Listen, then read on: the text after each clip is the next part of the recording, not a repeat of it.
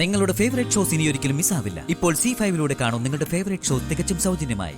അന്ന് ആ കല്യാണം നടന്നിരുന്നെങ്കിൽ ഇന്ന് സഞ്ജു ശ്രീകുട്ടിയും 2 വീടുകളിലായി താമസിക്കേണ്ടി വരുമായിരുന്നോ?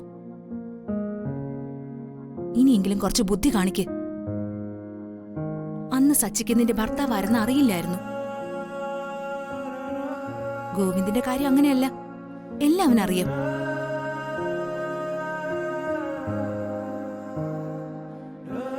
ഇപ്പൊ വന്ന ഭാഗ്യം നീയായിട്ട് തട്ടി മാറ്റരുത്. വീട്ടുകാരുടെ മുഴുവൻ പിന്തുണയും ഗോവിന്ദിനുണ്ട്.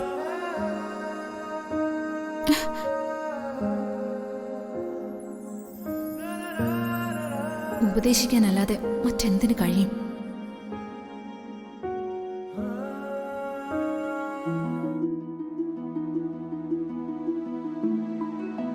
നിങ്ങൾക്ക് അങ്ങനെ തോന്നിയത് ഭാഗ്യമെന്നേ ഞാൻ പറയും.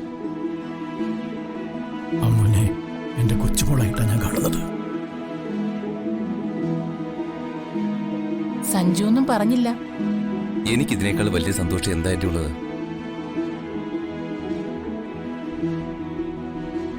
അമ്മു എന്നും എന്നെ അവളുടെ രക്ഷകനായിട്ട് മാത്രമേ കണ്ടിട്ടുള്ളൂ.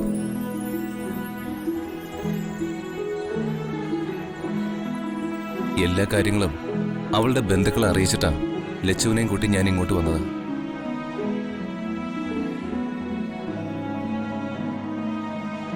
അന്ന് അങ്ങനൊരവസ്ഥയിൽ ഒരുപക്ഷെ ഗോവിന്ദും ഞാൻ ചെയ്ത് തന്നെ ചെയ്തു പോയെന്ന് വരും. ഒരു പക്ഷേ അല്ല സഞ്ജു, ആ ക്ഷേത്രത്തിൽ ഞാൻ ഉണ്ടായിരുന്നുവെങ്കിൽ ലച്ചുവിന്റെ കഴുത്തിൽ ഞാൻ താലി കെട്ടുമായിരുന്നു. മുത്തശ്ശൻ ഞങ്ങളെ സ്വീകരിക്കുമെന്ന് എനിക്ക് ഉറപ്പുണ്ടായിരുന്നു.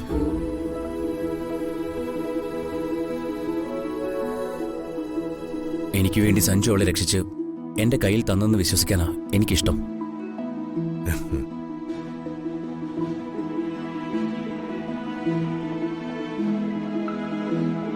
കേട്ടല്ലോ മണിക്കരെ, ഇവൻ ലച്ചുവിനെ എത്രമാത്രം സ്നേഹിക്കുന്നെന്ന്.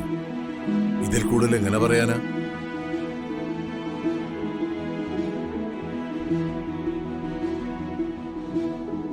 ഇതൊരു ദൈവനിയോഗമായിട്ടാണ് ഞാൻ കാണുന്നത്.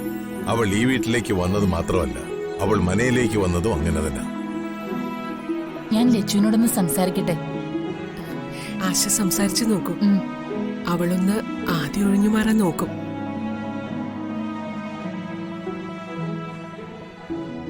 പിന്നെ ശ്രീകുട്ടി വീട്ടിൽ ചെന്ന് നിൽക്കുന്ന സമയമായതുകൊണ്ട് അനുകൂലമായി അവൾ ഒന്നും പറയില്ലെങ്കിലും മനസ്സിനൊരു ഇളക്കം വന്നുകൂടായില്ല.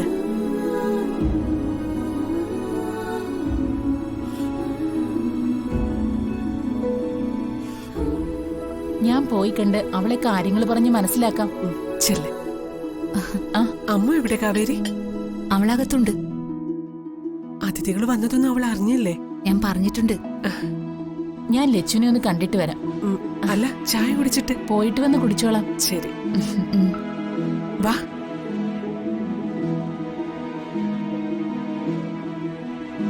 തിരുമേനി, അച്ഛ ചായ വേണ്ടോടെ അവളെ കൊടുക്ക.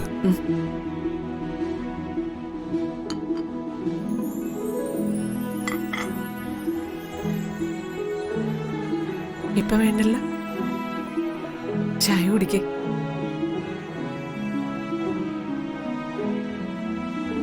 ഡൗൺലോഡ് ചെയ്യൂ C5 ആപ്പ്. കാണൂ എല്ലാ എപ്പിസോഡുകളും സൗജന്യമായി.